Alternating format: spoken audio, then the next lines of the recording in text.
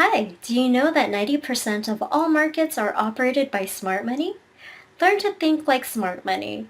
Use volume spread analysis. Invest or trade by following the smart money. IVSA chart analytics will 1. Identify exactly when to buy, when to sell, and what to buy and avoid. 2. Maximize profits and minimize risks. And 3. Give trading or investing edge you need now. Try it now. Free trial available. Thank you, Studio B. Hello and welcome to Stock Review with me, Trishna Patel. I have JC here from TradersToReveal.com and we will be looking at the stocks covered in corporate profile this past week. Thank you, JC, for joining us today. Thank you, Truth. And how was your weekend? I had a good weekend. How about you? Very good, thank you. Now, JC, the market had been pretty slow in the days leading up to Budget 2015. How has the market reacted to the new announcement? Yes, now a lot of investor and trader was expecting something big from the Budget 2015, which was announced last Friday. However, it is still within most of the analysts' expectations. So normally when you don't get any good news, market tend to sell off. But what's causing the sell-off that we see since KLCI that we have here? Now remember, KLCI made a new high at almost 1895 back in July, and since then has corrected almost 5% that we had. Now this sell-off that we see was the breaking of the 1840 level. Now we all know that beginning next year, April 2015, we would have the GST. But the sell-off here now is actually caused by the IMF forecast where we will have a slower Eurozone growth as well as US. The job numbers coming out hasn't been that great. So a slower number does mean a slower stock market or economic growth. So at the same time, we are seeing Germany manufacturing numbers are below expectation, and we might be talking about sliding the recession. Now remember, Germany is one of the most hardworking countries in Eurozone. If they are in trouble, what's the rest of the world, especially in Europe? So that's now we are seeing this sell-off that we have. But on the technical side of it, which is a very important event, is the crossing of the 50-day moving average and the 200-day moving average. Now you'll notice from this chart in here, that's this crossing is likely to occur sometime this week or next week. That will signify a more bearish market in the medium to a long term. Now, JC, moving on to this week's stocks, IJM Plantation's Berhad. TF Securities initiated coverage on the stock with a buy rating and a target price of RM4.21. It expects the group's revenue to grow at a 3-year compounded annual growth rate of 13%. TA is also expecting net profit to increase by 40.2%, driven by robust FFB production growth and higher FFB yield from existing matured area. Now, JC, what does your price and volume chart have to say about IJM Plantations? Now you look at from the IJM Plantation, the IVSA chart has just turned bearish. Now notice the red trend zone, which is on the bottom right hand side, that has turned red, and significantly also the market has break below 345. Now remember, the CPO, we are getting a lots of supply in the Malaysian market in here. No doubt that IJM Plantation is one of the better performance in CPO Plantation, but the scale in terms of the supply in the market are weighing down on the this plantation stock here. Now, IJM Plantation also has one of the highest average yield of FFB per hectare in Malaysia. How does IJM Plantation stack up against others in the industry like say maybe KLK Berhad? Now what I have here is the comparison peer of IJM Plantation with KLK. Now if you notice in here, the return on equity for IJM Plantation hasn't been that great, around 6 to 7%, whereas KLK Kapong or IOI Corp around the 34 and 12%.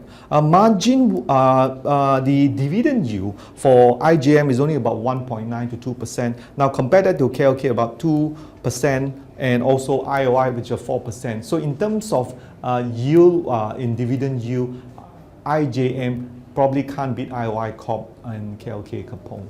But from a 2-year chart also, if you see back on the Bloomberg chart that I have in here, you could see that this market is now really at the threshold of 3 ringgit 40 cents. It has broken into, so we are expecting possibility mild selling coming in here, because we also have couple of weeks ago, we have a buy call, then followed by a hold call that you see from the Bloomberg research chart. So that is causing a lot of conflict in this market in here. Definitely, we do have a support around 3 ringgit 20 cent for IJM Plantation.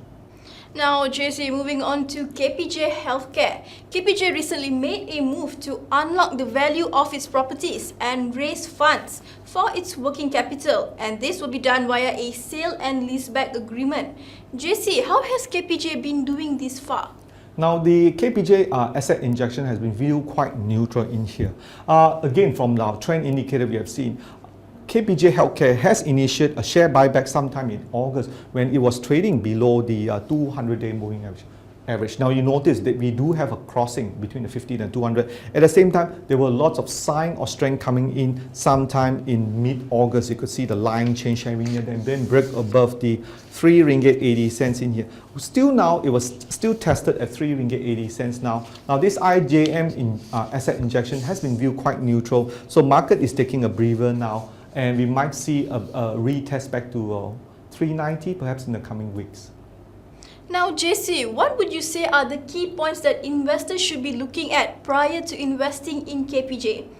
Now, like it or not, KPJ has asset injection into this so-called KPJ REITs. Okay, so we are seeing that a realized profit of about 16.8 million. Now that's looking very good, but we have to look back at the chart when the KPJ Healthcare first crossed above the 200-day moving average around mid-August. And don't forget, chart-wise, we are seeing there were a lot of share buyback that push up the stock prices in there. So now we also have a technical event which is very bullish, the 50-day above the 200-day moving average. However, the market has stayed stagnant around 3 ringgit 95 cents in here, and this news that we revealed upon asset injection to KPJ REITs has been relatively neutral. So we probably see market drift back lower or sideways.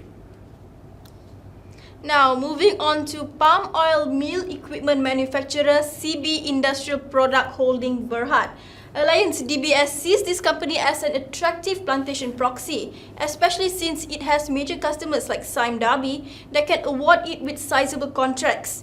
In fact, CBIP has a 38.5 million ringgit contract to construct a mill in Sime Darby's Liberia estate, and many more contracts are expected to be on the way. Now, since this stock has been relatively under the radar, JC, can you enlighten us with your price and volume chart? Yes.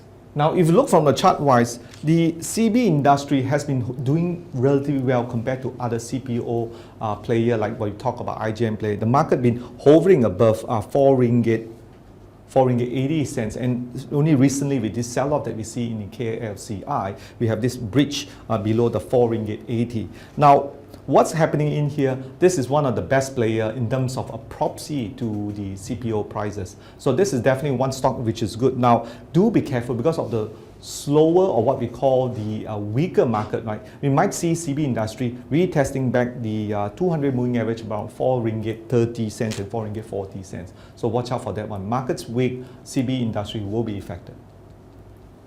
Now, JC, do you see this as being a good time to accumulate CBIP stocks? Now, if you look back at the Bloomberg research that we have for the last 2 years, market has done pretty well for CB industry in here.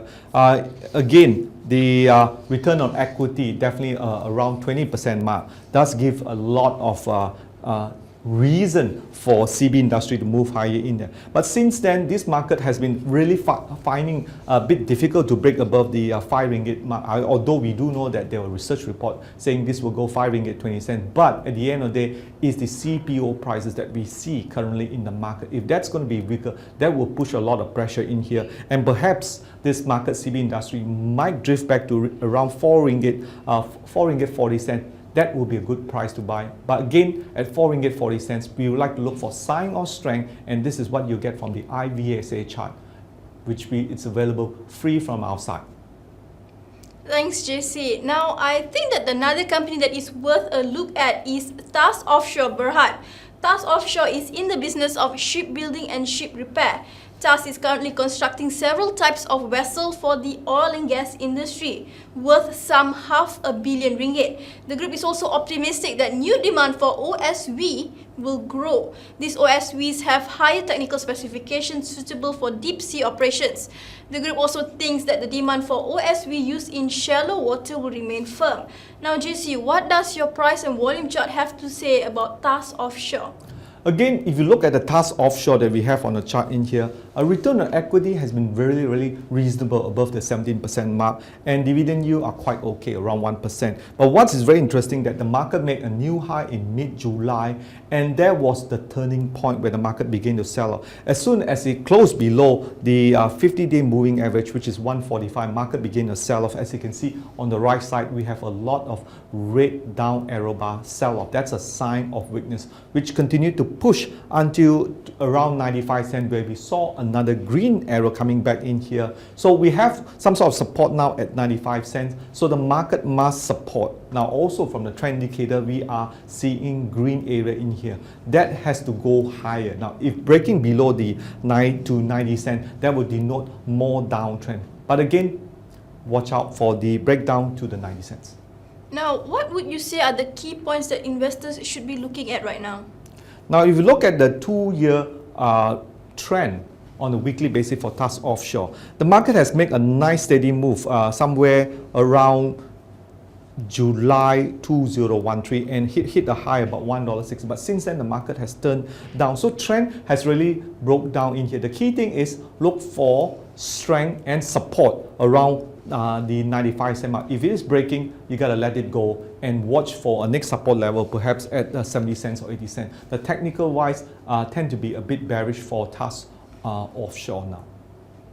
Now, last week's hot pick, Tenaga National Berhad. What else can you tell us on this? Now, if you see from the insert that I have in here, market was about to break up prior to the budget 2015, expecting some more goodies. Since then, it is really hovering about 12 ringgit 60 cents in here. Has retreated because of the sell-out that we see in KLSE. But other than that, if it can stay above the 12 ringgit 40, that denotes market will tend to accumulate. Now, like it or not, the electricity, I believe, is not taxed from a GST standpoint, so that's a good for Tinaga. And during any weak market that we see, a lot of defensive stocks are like Tinaga, which in this view, because of currently under the correlation party, will there be any likely traffic hike rise? That's yet to be seen. But if we do see that, that is probably going to be sometime after GST next year.